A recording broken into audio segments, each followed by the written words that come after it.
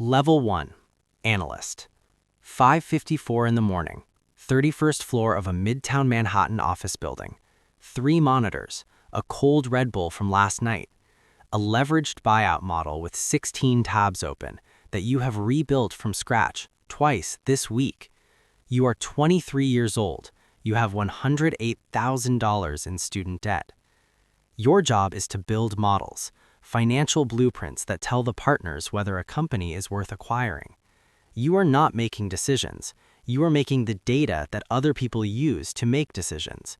That data gets revised until 2 in the morning, then revised again until the VP is satisfied, then revised one more time because the managing director changed their mind about the debt structure.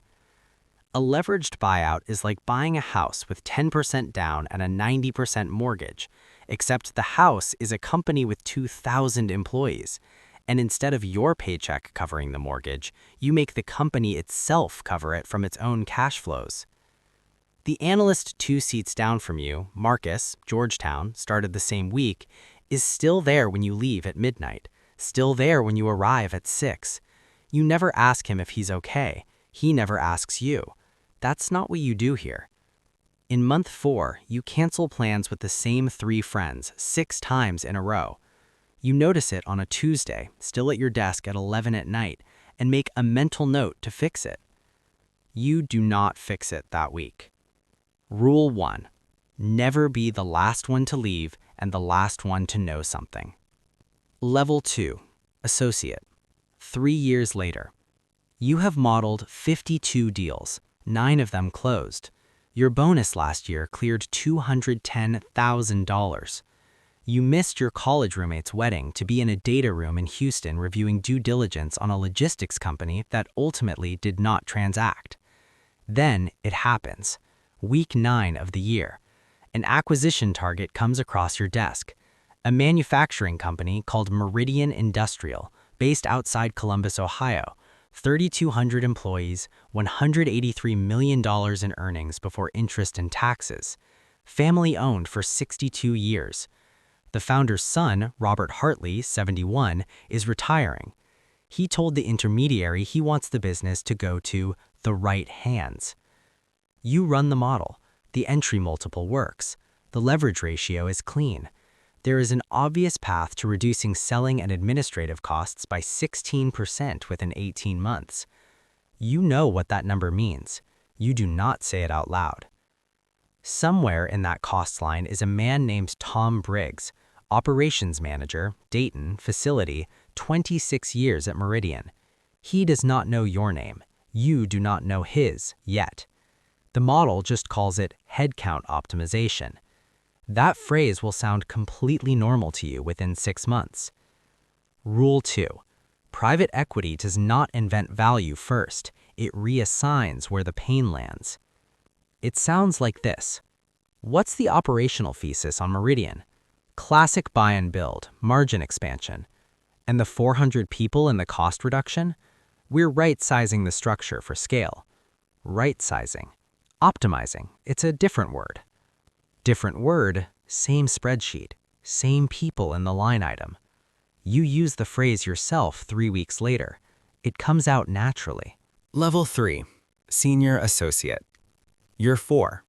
You source your own ideas now. The Meridian deal closed 18 months ago at $1.36 billion. The integration team moved in on day 1. Headcount is at 2,790, down 410 from acquisition. Tom Briggs is still there. Moved to a smaller facility, different role. Meridian is carrying $940 million in acquisition financing. Annual interest payments, $67 million. The company must perform, not eventually, immediately. You are now modeling a bolt-on acquisition, a smaller Ohio competitor. The numbers work. You are presenting to the investment committee on Monday. At your year-end review, the managing director calls you exceptional at distilling complexity. You drive home and sit in the parking garage for a while, not entirely sure if that was a compliment or a diagnosis. Level 4. Vice President. You are 31, managing 2 portfolio companies, sitting in board meetings where the agenda items are headcount decisions, capital deferrals, and management team performance reviews. The bolt-on closed. Meridian is now running at $221 million in earnings. The Chief Operating Officer is presenting next quarter's cost reduction roadmap. There is a line item for the Dayton facility. You already know what happens to the Dayton facility. You knew when you modeled it at level 2. Driving margin expansion is like squeezing water from a wet towel. The first squeeze is easy, redundant processes, obviously bloated cost structure. The second squeeze is harder. The third squeeze is almost entirely about headcount, because by then you have already cut everything else. You are in the third squeeze.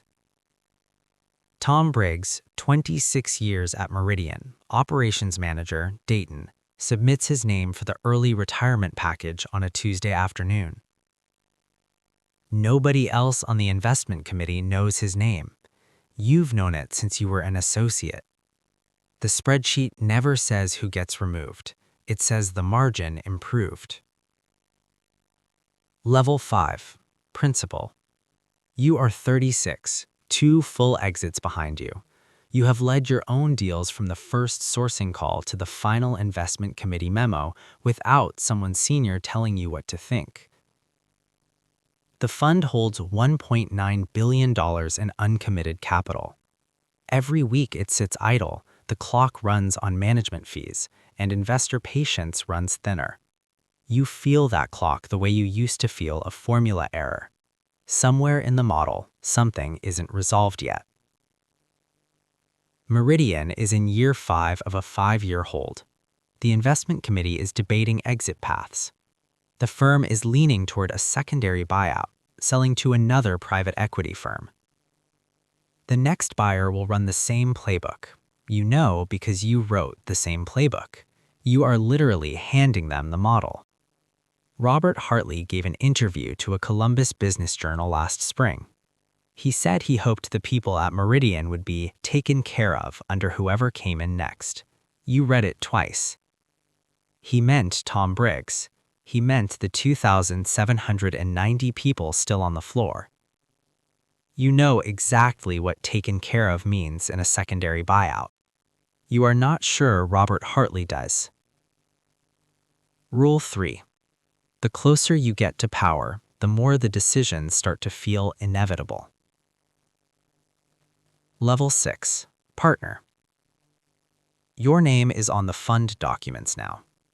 When the fund distributes capital above the return threshold, a percentage flows directly to you. Not as salary, not as bonus, but as carried interest, a share of everything the fund makes above what it promised investors. If the fund wins, you win larger.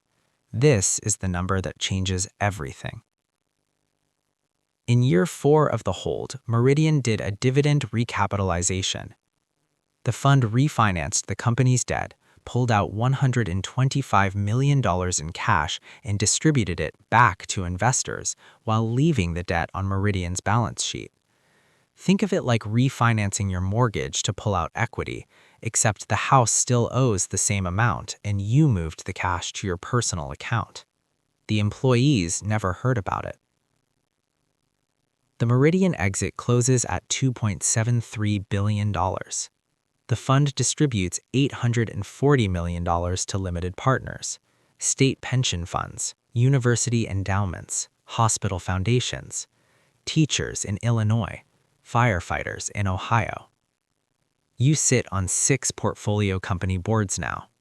The decisions that cross those tables, headcount, leverage, management changes, feel abstract in a way they did not at level 2. You are not sure when that happened. Rule 4.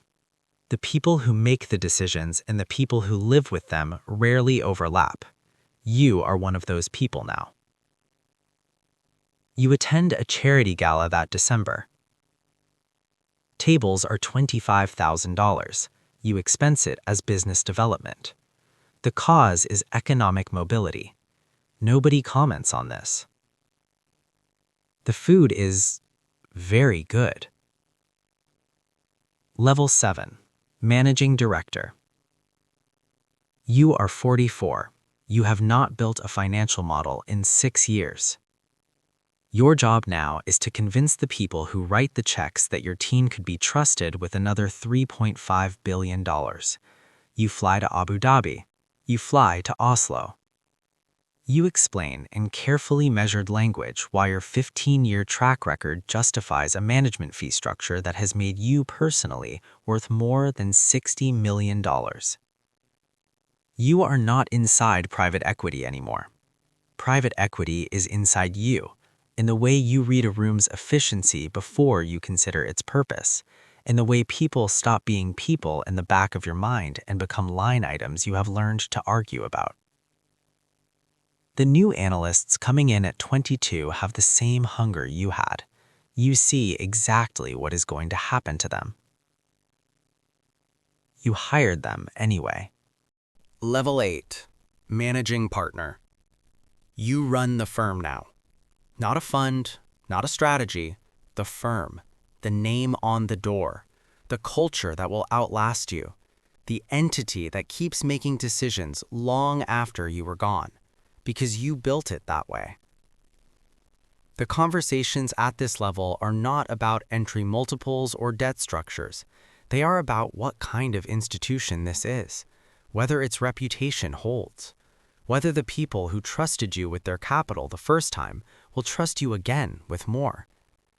Private equity at this level is not an investment strategy. It is an institution with its own employees, its own culture, and a responsibility to both the pension dollars flowing in and the workers who absorb the consequences in rooms they will never see.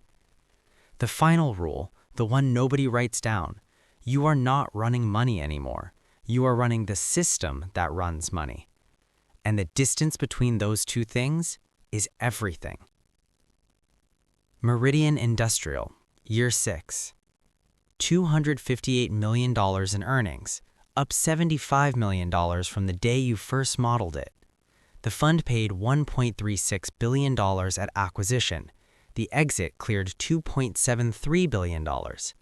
The $840 million that distributed to limited partners now funds teachers' retirements in Illinois, funds firefighters' pensions in the state where Meridian's factories still run. $75 million more in annual earnings, 740 fewer jobs than the day Robert Hartley signed the papers. A company that performs better by every financial metric than it did under the family that built it over 62 years. Tom Briggs started a small fabrication shop outside Chillicothe. 4 employees. You saw it on LinkedIn. He seems okay. You tell yourself the pension fund in Illinois needed that return, that 2,460 people still have jobs at Meridian, that the alternative was a family business that might have struggled on its own. You mostly believe it. You are not sure if that's clarity or damage. Somewhere in Midtown Manhattan, right now, on the 31st floor of a building that looks like every other building from the street below, it is 5:54 in the morning. 3 monitors, a cold Red Bull, a leveraged buyout model with 16 tabs open, and a formula error somewhere in row 847 that has not been found yet. Someone 22 years old is sitting in front of it, running the numbers on Meridian Industrial, or something exactly like it, for the very first time. They don't know what they don't know yet. The $2.5 trillion keeps moving. The model was always correct. Tom Briggs was never in it.